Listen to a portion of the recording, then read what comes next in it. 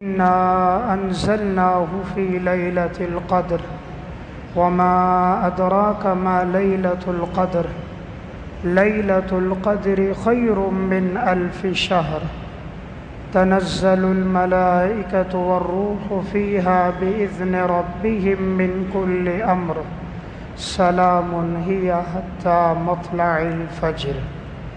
وقال النبي صلى الله عليه وسلم: من قام ليلة القدر إيمانا واحتسابا غفر له ما تقدم من ذنبه.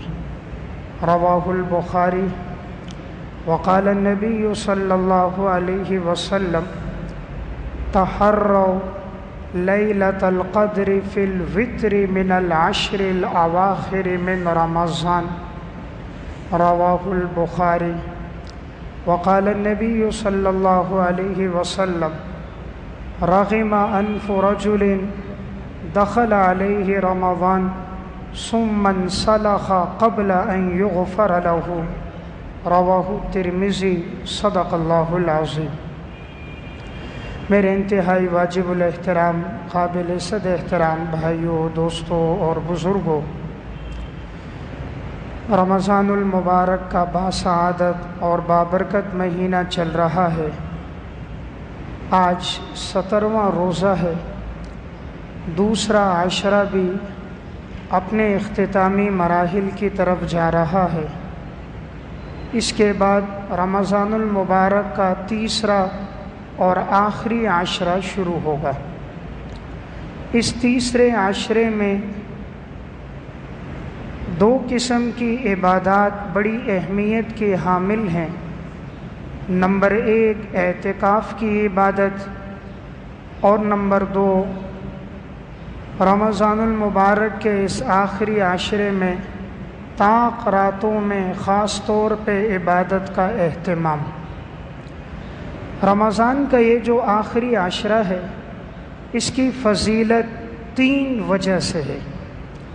پہلی تو اس وجہ سے اس کی فضیلت ہے کہ رمضان کے اس آخری عشرے میں اعتکاف کی عبادت ادا کی جاتی ہے۔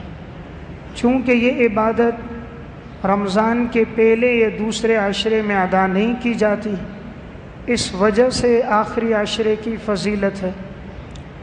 نمبر 2 اس وجہ سے فضیلت ہے کہ رمضان کے اس آخری عشرے میں لیلۃ القدر ہے، اور وہ لیلۃ القدر نبی اکرم صلی اللہ علیہ وسلم نے فرمایا: تحروا لیلۃ القدر فی الوتر من العشر الاواخر من رمضان، کہ تم لیلۃ القدر کو رمضان المبارک کے آخری عشرے کی طاق راتوں میں تلاش کرو۔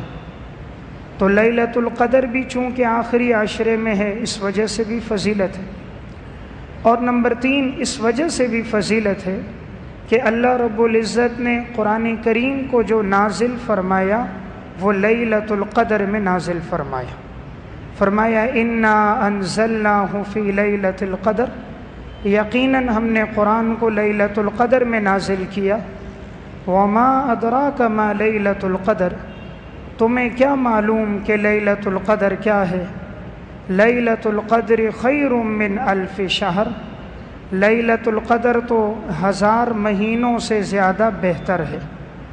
تنزل الملائکۃ والروح فیہا بإذن ربہم، کہ اس میں فرشتے بھی اترتے ہیں، حضرت جبرائیل علیہ السلام بھی زمین پہ اترتے ہیں اللہ کے امر کے ساتھ۔ سلام ہی حتی مطلع الفجر، اور یہ رات سلامتی والی ہے، اور یہ رات طلوع فجر تک باقی رہتی ہے۔ تو چونکہ آخری عشرے میں یہ 3 باتیں ہیں، اعتکاف کی عبادت، لیلۃ القدر میں قیام کی عبادت، اور قرآن کریم کا نزول لیلۃ القدر میں ہے۔ اعتکاف کہا جاتا ہے ٹھہرنے اور رکنے کو۔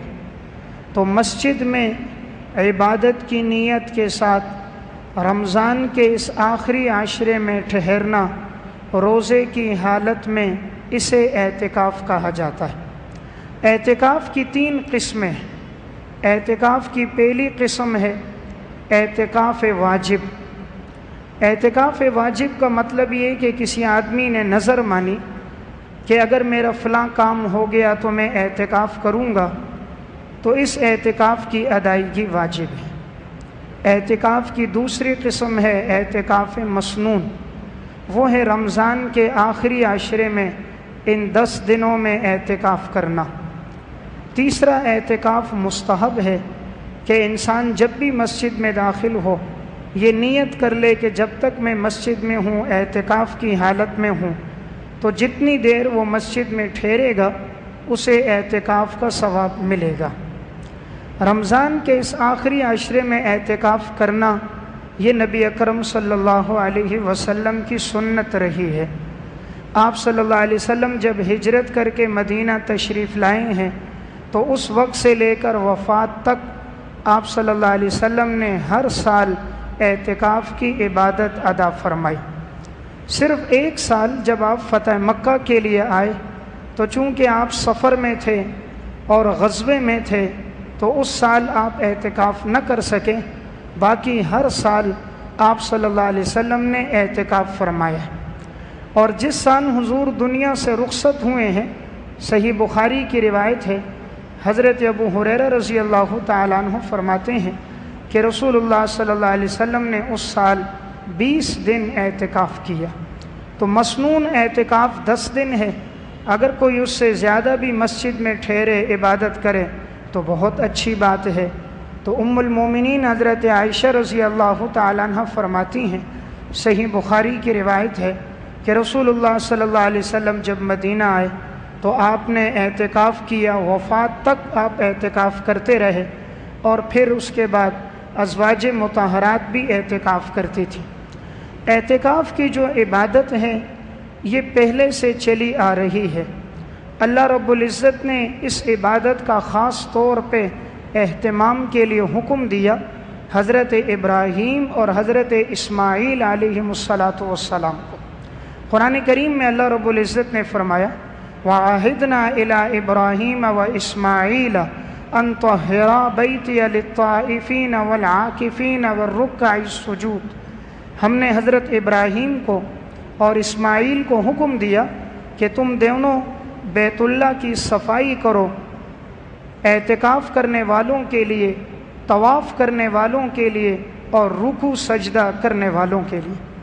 اس آیت سے پہلی بات تو معلوم ہوئی کہ مسجد کی صفائی کتنی اہمیت والا حکم ہے کہ اللہ رب العزت نے اس صفائی کا حکم حضرت ابراہیم اور حضرت اسماعیل علیہ السلام کو دیا۔ اس لیے صفائی کرنا مسجد کی بہت فضیلت والا عمل ہے، اس لیے مسجد کے مؤذن کو کبھی حقیر نہیں سمجھنا چاہیے، خدا کے گھر کی صفائی کرنے والے کو کمتر نہیں سمجھنا چاہیے۔ لوگ تو فیکٹریوں کی صفائی کرتے ہیں، دکانوں کی، کارخانوں کی، روڈوں کی صفائی کرتے ہیں، اور یہ اللہ کے گھر کی صفائی کر رہا ہے کہ جس کی صفائی کا حکم اللہ نے ابراہیم خلیل اللہ کو اور اسماعیل ذبیح اللہ کو دیا۔ تو اللہ رب العزت نے فرمایا اس گھر کی صفائی اس لیے کرو کہ بیت اللہ میں لوگ طواف کرتے ہیں اور نمبر 2 اعتکاف کرتے ہیں۔ اس سے معلوم ہوا کہ اعتکاف بڑی اہم عبادت ہے کہ اللہ نے اہمیت کے ساتھ اسے بیان فرمایا۔ قرآن کریم میں دوسرے موقع پر بھی اللہ رب العزت نے فرمایا وَلَا تُبَاشِرُوهُنَّ وَأَنْتُمْ عَاكِفُونَ فِي الْمَسَاجِدِ، کہ تم اپنی گھر والیوں کے قریب نہ جانا، صحبت نہ کرنا جب کہ تم اعتکاف کی حالت میں مسجد میں ٹھہرے ہوئے ہو۔ تو یعنی معلوم ہوا کہ اعتکاف مسجد میں ہوگا، مرد کے لیے اعتکاف گھر میں نہیں ہوگا۔ اللہ رب العزت نے قید لگائی وَأَنْتُمْ عَاكِفُونَ فِي الْمَسَاجِدِ، جب تم مسجدوں میں ٹھہرے ہوئے ہو، اس لیے مرد کا اعتکاف مسجد میں ادا ہوگا۔ اس آیت میں بھی اعتکاف کی طرف اشارہ ہے۔ تو قرآن کریم میں بھی اعتکاف کا تذکرہ موجود ہے، اور پہلے لوگوں میں، پہلی شریعتوں میں بھی یہ اعتکاف ہوا کرتا تھا۔ حضرت موسیٰ علیہ السلام جس وقت فرعون کو اور فرعون کے ماننے والوں کو اللہ تعالیٰ نے بحر قلزم میں غرق کر دیا، اور بنی اسرائیل جب اس دریا سے پار ہو گئے تو جب یہ ایک جگہ پر پہنچے تو انہوں نے دیکھا کہ چند لوگ ایک بچڑے کی عبادت کر رہے ہیں۔ تو اس وقت انہوں نے موسیٰ علیہ السلام سے کہا ہمارے لیے بھی ایک معبود ایسا ہونا چاہیے کہ ہم بھی اس کی عبادت کریں۔ تو وہ لوگ سب اس کے سامنے جمے ہوئے تھے، ٹھہرے ہوئے تھے اور عبادت کر رہے تھے۔ تو قرآن کریم نے اس کی طرف بھی اشارہ کیا ہے۔ معلوم ہوتا ہے پہلی شریعتوں میں بھی لوگ اپنے معبودوں کے پاس ٹھہرتے تھے۔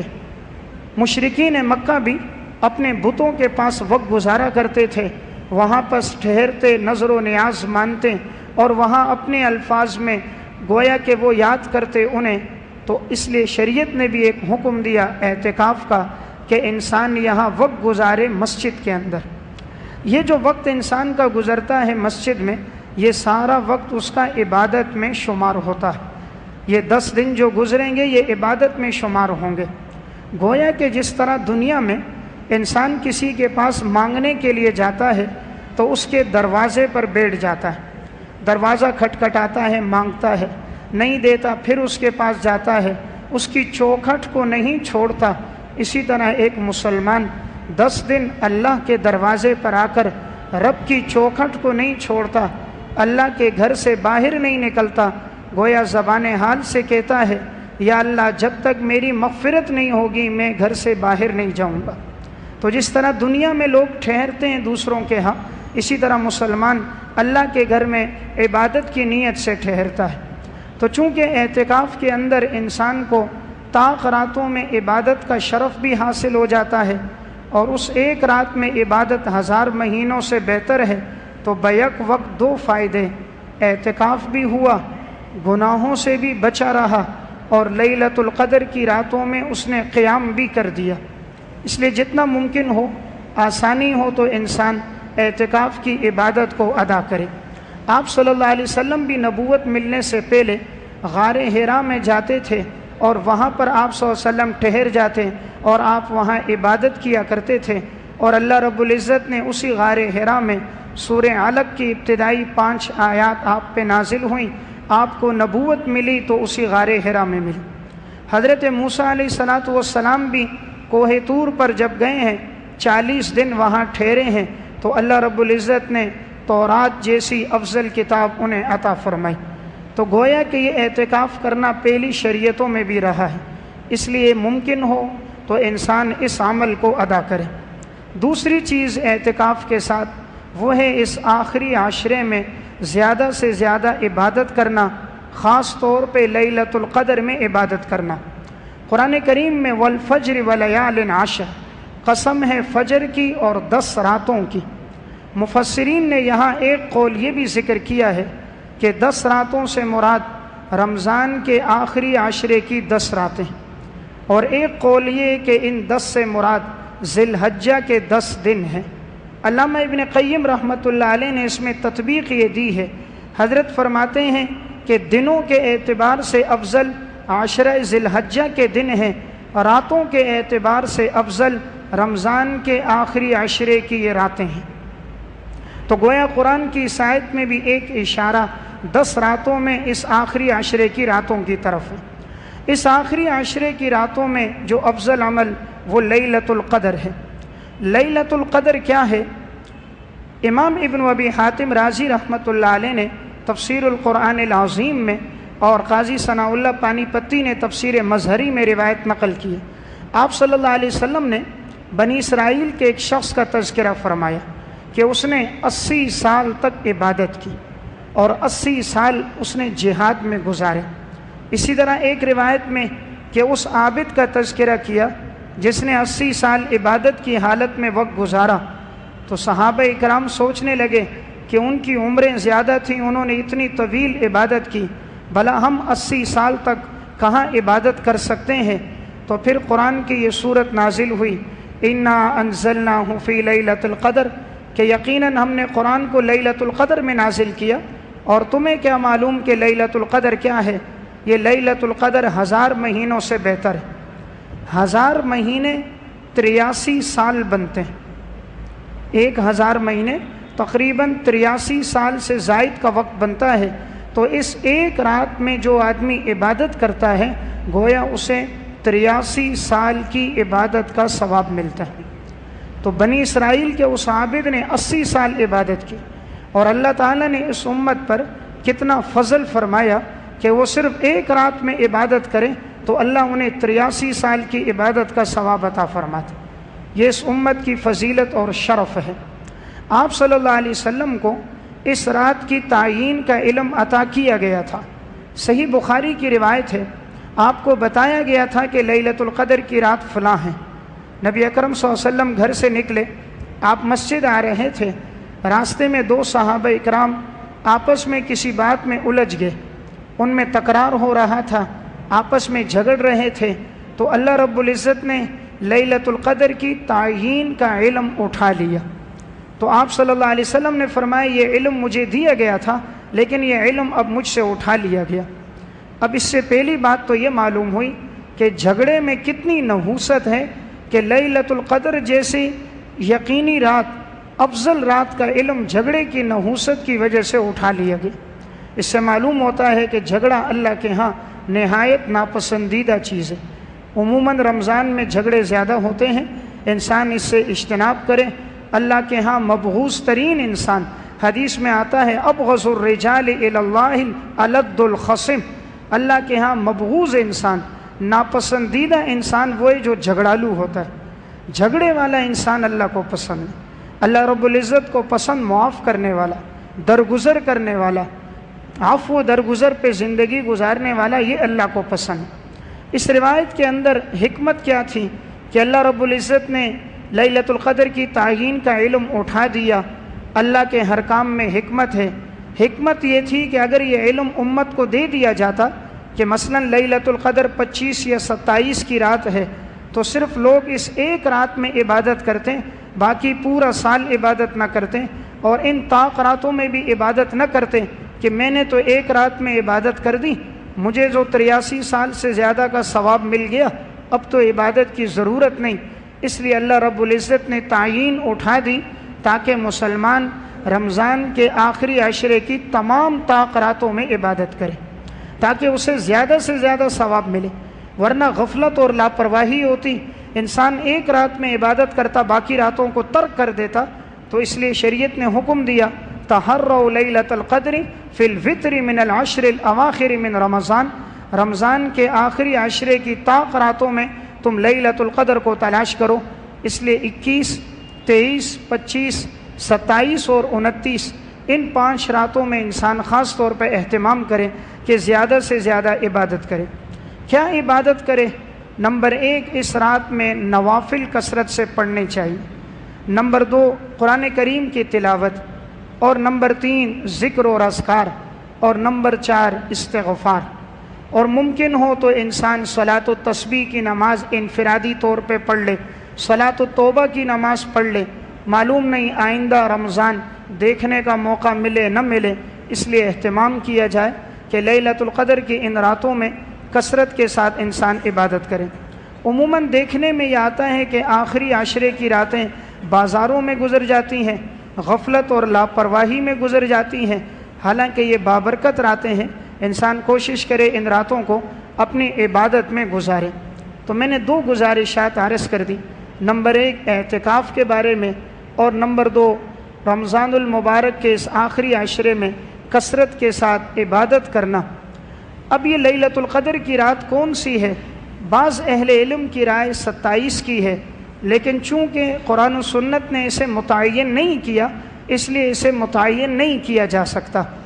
البتہ حضرت ابی ابن کعب رضی اللہ تعالیٰ عنہ سے روایت ہے، صحیح مسلم میں فرماتے ہیں کہ لیلۃ القدر کی رات کی پہچان یہ ہے کہ اس کا جو اگلا دن ہوتا ہے، جب اس میں سورج طلوع ہوتا ہے تو اس کی شعاعیں نہیں ہوتی، اس کی شعاعیں نہیں ہوتی، ان میں زیادہ تپش اور حرارت نہیں ہوتی، یہ اس کی علامت ہے۔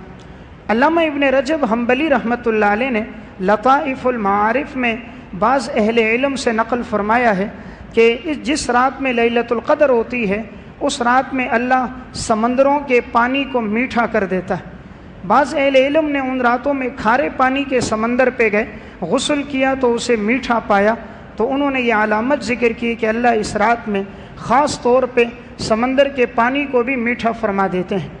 بعض اہل علم نے یہ نقل فرمایا ہے، امام بیہقی نے شعب الایمان میں اور ابن رجب حنبلی نے لطائف المعارف میں، کہ اس رات میں بیت اللہ پر فرشتوں کا نزول ہوتا ہے، فرشتے اترتے ہیں اور فرشتے طواف کرتے ہیں۔ بعض نے ان فرشتوں کو دیکھا بھی ہے، جیسا کہ ان اہل علم نے اسے نقل فرمایا۔ تو چونکہ سورہ قدر میں بھی اشارہ ہے کہ جبرائیل امین اترتے ہیں اور ملائکہ اترتے ہیں اس رات میں، تو اس رات میں ملائکہ اتر کے خاص طور پہ بیت اللہ کا طواف کرتے ہیں۔ اس لیے انسان کوشش کرے کہ ان راتوں میں زیادہ سے زیادہ اللہ رب العزت کی عبادت کرے۔